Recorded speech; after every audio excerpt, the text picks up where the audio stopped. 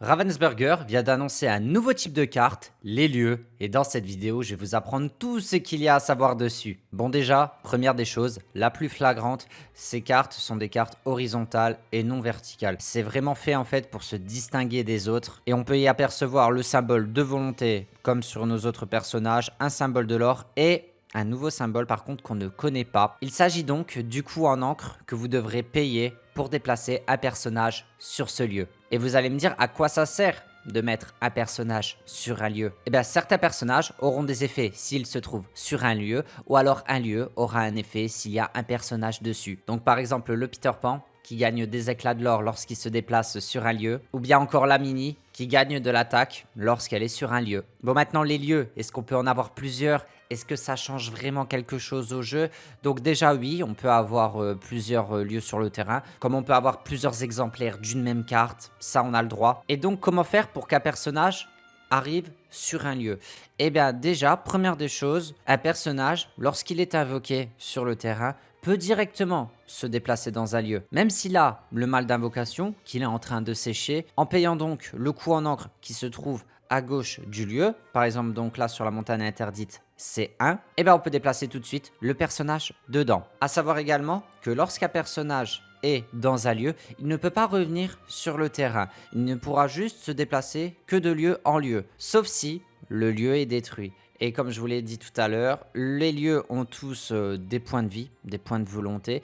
On peut donc les attaquer. Et à savoir aussi que lorsqu'un lieu est détruit, le ou les personnages qui sont dedans ne sont pas détruits. Ils restent dans la zone de jeu. Parce que oui, aussi, on peut avoir plusieurs personnages sur un même lieu. Il n'y a pas de limite. Et les personnages peuvent se déplacer de lieu en lieu tant que vous avez du coup l'encre nécessaire pour les déplacer. Et bien sûr, les personnages qui sont dans les lieux, vous pouvez les défier normalement. C'est-à-dire que si le personnage est engagé, bah vous pouvez aller le chercher. C'est pas parce qu'il est dans un lieu qu'il est protégé, on va dire. Et bien sûr, les personnages adverses ne peuvent pas se déplacer dans vos lieux.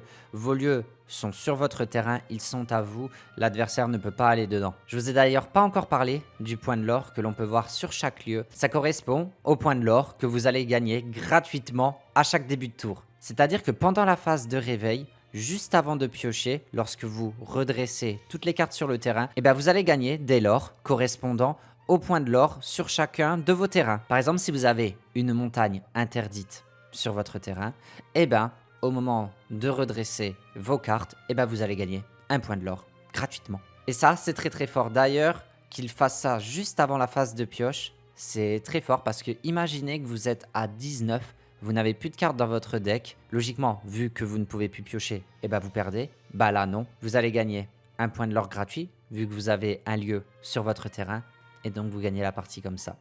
Voilà, c'est des petites subtilités, mais voilà, c'est à souligner. Donc, à chaque début de tour, juste avant de piocher, vous regardez combien vous avez de lieux sur votre terrain et vous gagnez des points de l'or grâce à ça. Maintenant, on va répondre à des questions un peu plus stratégiques. Par exemple, imaginons s'il y a un Simba bodyguard, est-ce que le bodyguard protège le lieu? Eh ben non, pas du tout, parce que Simba protège des personnages. Le lieu n'est pas un personnage.